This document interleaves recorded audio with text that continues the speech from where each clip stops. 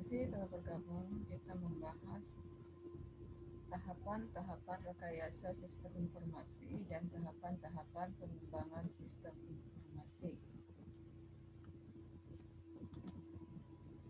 Rekayasa perangkat lunak terjadi sebagai konsekuensi dari suatu proses yang disebut rekayasa sistem.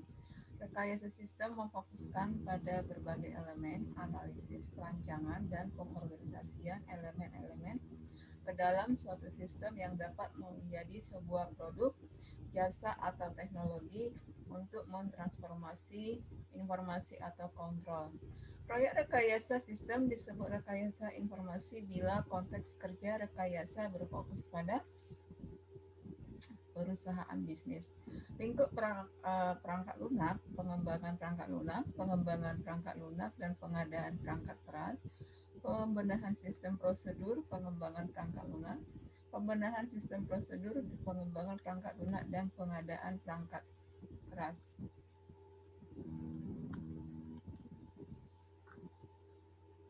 Alat-alat pengembangan sistem, ada beberapa alat pengembangan sistem ini yang terpenting harus dikuasai. Pertama, bagian alir dokumen atau mapping chart merupakan bagian alir yang menunjukkan arus dari laporan dan formulir atau dokumen.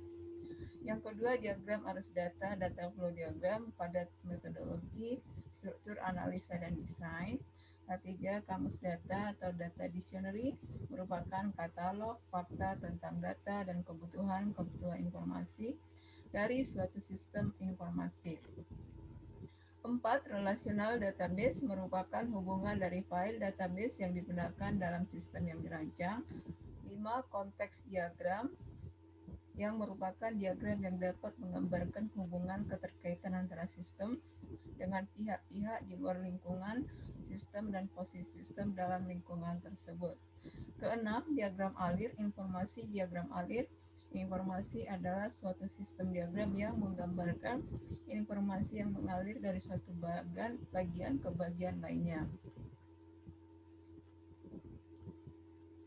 Tahapan-tahapan pengembangan, ya, tahapan-tahapan pengembangan sistem informasi. Tadi alat-alatnya, ya, tahapannya adalah analisis, kedua desain, yang ketiga konstruksi, pengujian, kemudian perawatan dan konfigurasi. Desain ini analisis sangat dipentingkan di saat memulai sebuah pengembangan sebuah aplikasi atau software. Di sini ada proses rangkaian langkah yang dilakukan untuk memanipulasi data, ada data store, tempat untuk menyimpan data, ada data flow, menunjukkan aliran data dari suatu tempat ke tempat lainnya. Konteks diagram adalah DFG, ruang lingkup dari sistem yang menunjukkan batas-batas sistem. External entity yang berinteraksi dengan sistem dan aliran data utama. Ada juga external entity, yaitu yang tiga eksternalnya, ada customer, ada kitchen, dan restaurant manager. Ini adalah berperan sebagai sumber data. Data flow yang tampak pada tunjukkan ada satu data flow yang masuk ke sistem dan ada 3 data flow yang keluar dari sistem.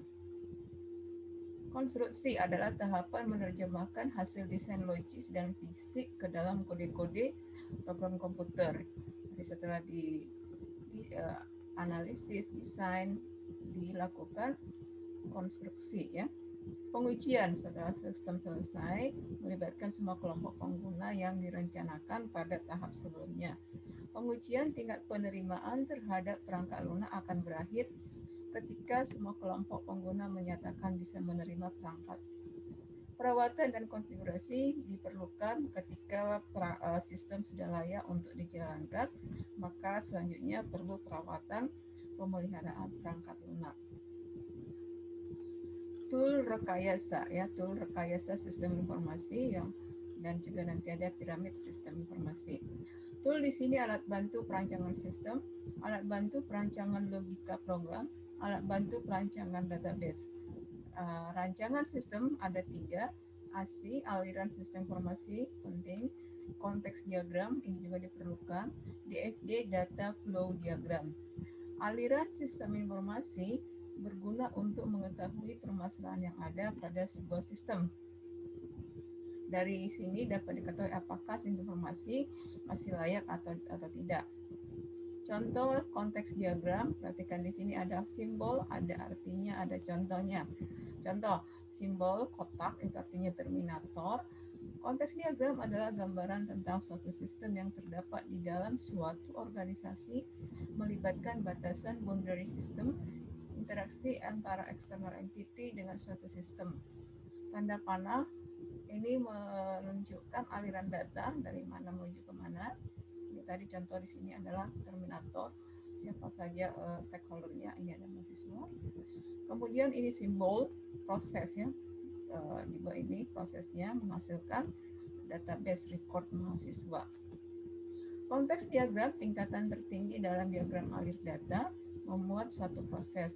Diagram ini tidak memuat penyimpanan data, namun diciptakan begitu intensitas entitas eksternal serta aliran data dan data menuju dari sistem diketahui penganalisis dari wawancara.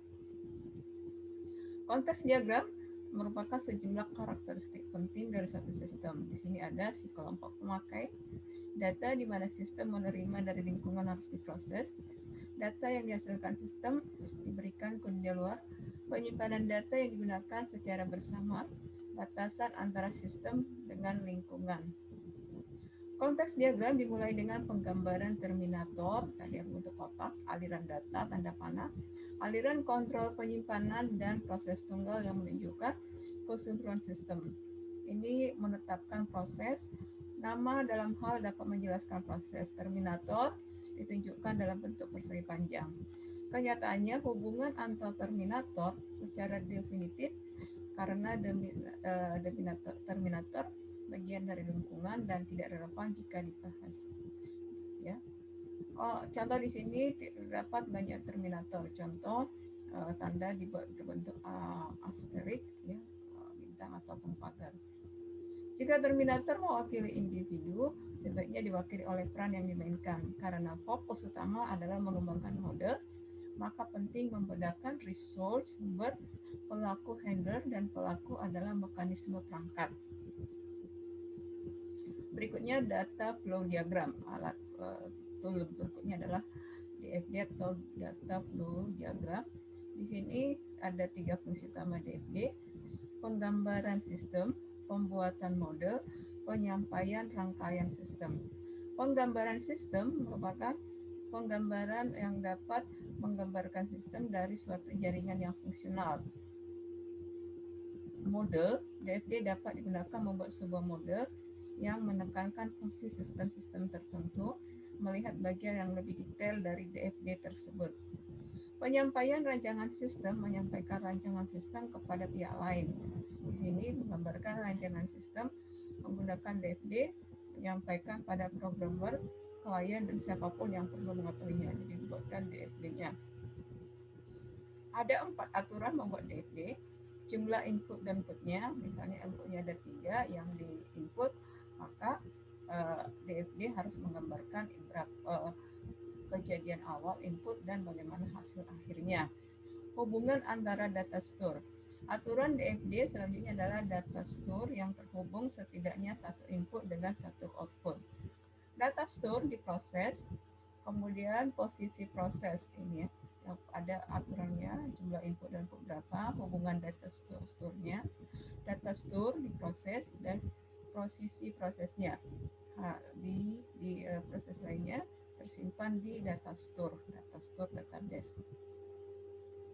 Aturan dalam pembuatan DFD tidak boleh menghubungkan external entity ke external entity secara langsung.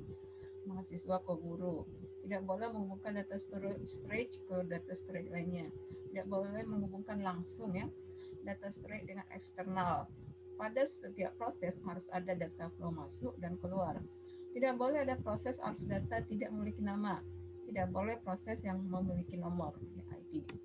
Metodenya pembuatan DFD, data flow diagram, mulai dari yang umum sampai terdetail, jabarkan setiap proses, pelihara konsistensi antar proses.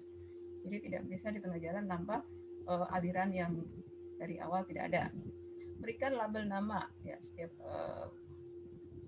setiap kejadian atau proses harus ada namanya. Menjaga konsistensi model. Tahapannya buat konteks diagram, kemudian di tahap level yang paling umum, kemudian 0, diberikan lagi lebih detail level 1, dan seterusnya. Cara pembuatan DFD, identifikasi semua external entity, identifikasi input-output, urutkan penggambaran dimulai dari konteks diagram umum, level 0, level 1, sampai yang lebih detailnya.